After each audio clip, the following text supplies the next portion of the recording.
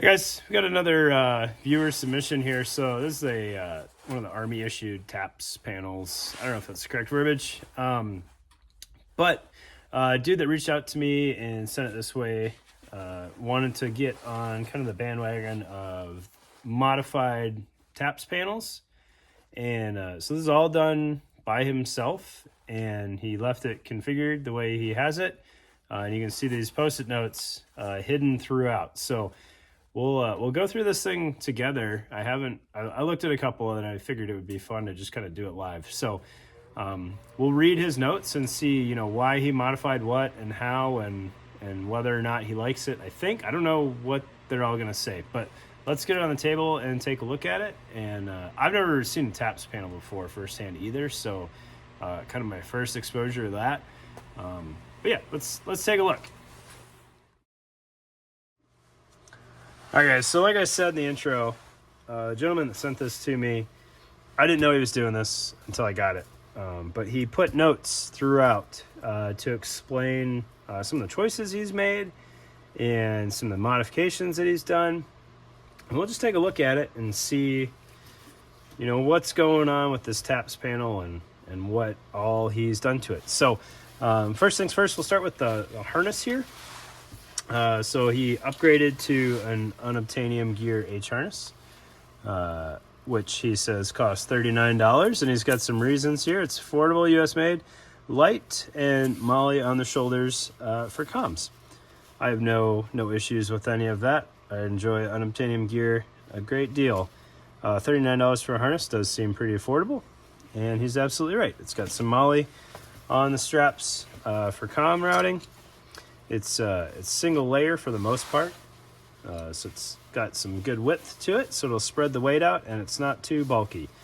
All right, so excellent choice in harnesses, and no disagreement from me. All right, so I think we'll start from the left, work our way to the right, and then flip this thing over and hopefully find all these notes as we go. All right, maybe they're in the right order, maybe not. I don't really know. All right, so got this first note tucked in over here. It says side straps can be used as QD method to attach to rear plate bag and go over cummerbund. Tested with K19. Right. So I don't know specifically whether he's talking about these buckles here or the side strap. Whether he's using this as the cummerbund. All valid options. Right, if you've got arms that are able to attach these side straps to your rear plate bag, or a friend that's willing to help you get dressed up, that works. Done it before, no real complaints there. A lot of earlier cummerbunds were set up just like that. It's like using an Eagle RRV on Eagle plate carrier back panel. Worked out just fine, and it was set up exactly like that. All right, so then it looks like we got a double M4 pouch here with another note. I like that he priced all this out as he went. That's cool. Double M4 pouch used to easily access radio or plus up 2 more mags, $8 to $12, depending on where you're shopping. This kind of gets at a video I wanted to do, but I just couldn't wrap my head around how to do it effectively. But it was like shopping for used gear. So he may have beat me to the punch. But he's absolutely right. These double M4 mag pouches are pretty flexible. Not just the MOLLE 2 ones, but really any double M4 pouch. They can hold a good number of things. Right, so he's got that there, and looks like he's got his push-to-talk tucked in there. So he probably puts his radio in there. Looks like it's a Bofang setup. Right. Then we got what looks like this marine. I can't remember what these are. These marine utility pouches. Let's see what he's got in here. We got a couple notes in here. All right. Main reason for rig, we'll wrap up with that one. I'll keep that off to the side there. Used adhesive fabric. Used adhesive fabric specific Velcro from Home Depot to upgrade USMC assault pouch to poor man's CCS or Hill People gear type pouch. $10 to $25. So I assume the $10 to $25 is for the pouch. Looks like he put the Velcro on the front for his flag. That's kind of cool, and that looks like it's holding up pretty well because he's been using this thing. And then internal looks like he also put some Velcro in the back. I gotta figure out what Velcro this is. This is some sticky stuff. Got some zip ties in there. This is kind of a cool pocket. I don't think I've ever had one of these either. He's got his push to talk tucked in there for now. And he's got this neat little admin bundle in here with some one wrap. Looks like he used the one wrap kind of creatively so that it had true running end on there. And he's a MRE beverage bag kind of guy, so a man after my own heart. That's cool. And then he's the one wrap also stuck to that, which is, I don't know if that was totally intentional, but that worked out well. Cool. I dig it. That's some awesome Velcro. We'll tuck our notes back in here so I don't lose those for him. All right, we'll zip that up so that gets out of the way. We got another note here. HSGI bungee kit, $9 and comes with 6 sets. Best deal. I don't know any difference, so I can't argue with that. Looks like he cut off the what I assume are the flaps that would go over all these, but they're set up like these tail flaps here. I should have looked up how a TAPS is set up normally.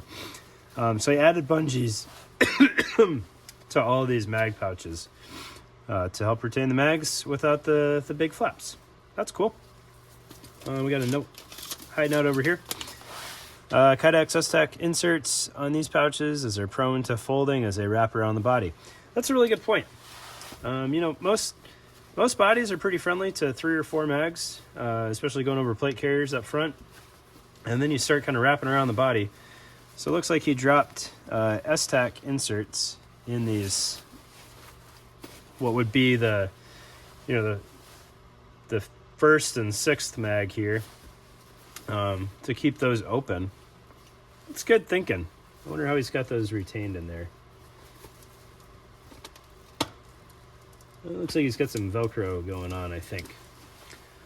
And S-Tac inserts are not overly tight, so those would probably stay in there pretty well. That's kind of neat. I dig it. All right, moving on. Pistol or multi-tool pouch, $5 to $10, dependent on pattern or website. Yep. No issues there. These single mag pouches tend to be, at least the older issued mag pouches tend to be more friendly to Beretta mags. I don't know if this one will accept a Glock mag or not. Let's see here. Yep, that'll take a Glock, especially if it was the correct height. Cool. And then we got this canteen pouch here with a note in it. Canteen pouch, cheap. $5 to $20, option to hold water and or nods, $3 PBS 14, Eagle insert used. Canteen pouches are pretty useful. I can't disagree with that at all. And they got plenty of flavors of them. So he's got his Ear Pro in this side and some drink packets in this side. Yep, checks out. I dig it. I think these back pockets or outermost pockets are sized for radios. I don't know how well.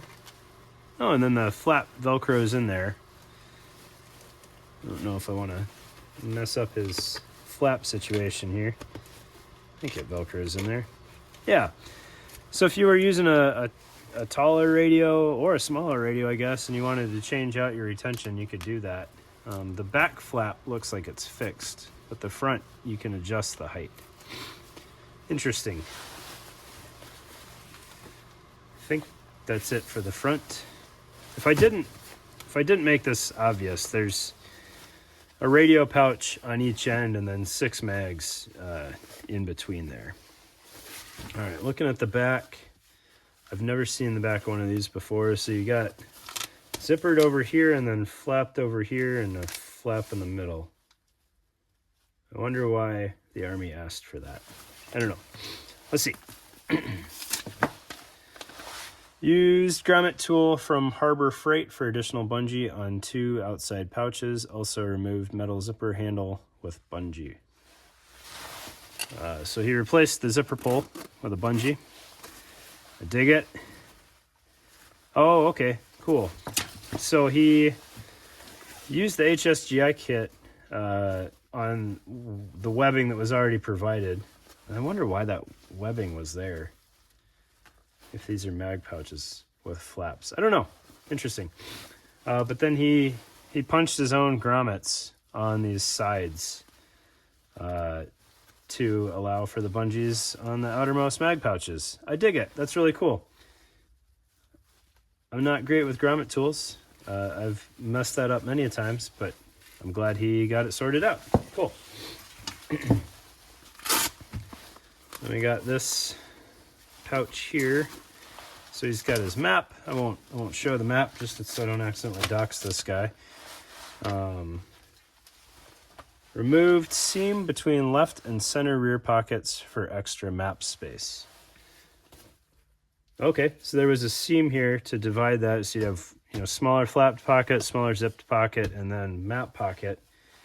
And he wanted his map to lay out. So yeah, good thinking. I dig it. So yeah, that's just a straight pass through now where there would have been a seam before. Very cool.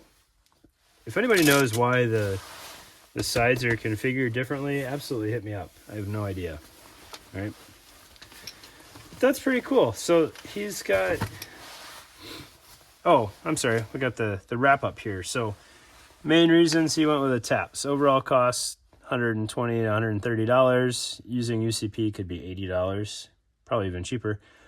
All USA made components. Learned it's okay to mod kit. Interfaces with plate carrier and easily carries 6 mags, radio, TQ, pistol mag, admin, maps, gloves, water, and more. Yep, I don't have any complaints with that. I have seen people use these TAPS panels unmodified, and just based on the environment I was in at the time, the only people that were using them looked like absolute dorks, which is okay. It violates rule number 1, and we had better stuff available, but they still chose to use the TAPS for some reason.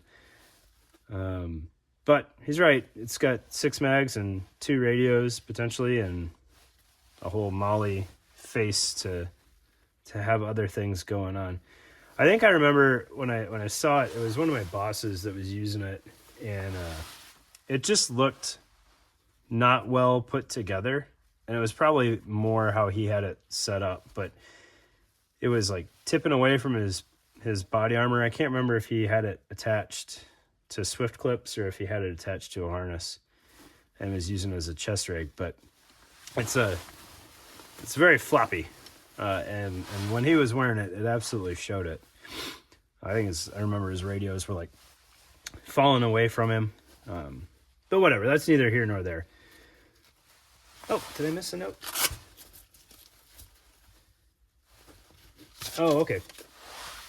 TQ pouch for me. All right, so he's got, 1 radio potentially, and then tourniquet over here. Very cool. If you end up watching this, dude, I appreciate it. This was fun. Thanks for the notes to kind of walk us through what you had going on here. Hopefully I didn't miss any of them. But I think we went through all the pockets. So looks like he hangs his gloves over here on this Grimlock. Cool stuff. Appreciate it, man. Hopefully you guys learned a little bit about TAPS panel and how to modify your stuff. So, he added some mods that took no skill at all, right? The HSGI bungees there and cutting off the flaps. Not sure where the front of the flap interface is. Maybe on the front of the pocket there. I see it now. A little bit of adhesive Velcro that seems to be doing its job really well. I'll have to track that down. And then some, the most invasive thing was putting these grommets in and popping some stitches, which isn't hard at all. So very cool. So I love seeing how folks make kit work for them, even if it's not necessarily a kit that I would choose by choice. But if you have to use a TAPS, it's probably easy to get away with some light mods like this than trying to sneak a whole new Chester again, depending on how much your leadership sucks and how stuck in their ways they are. But there you go. Cool stuff. Thanks for your time, guys.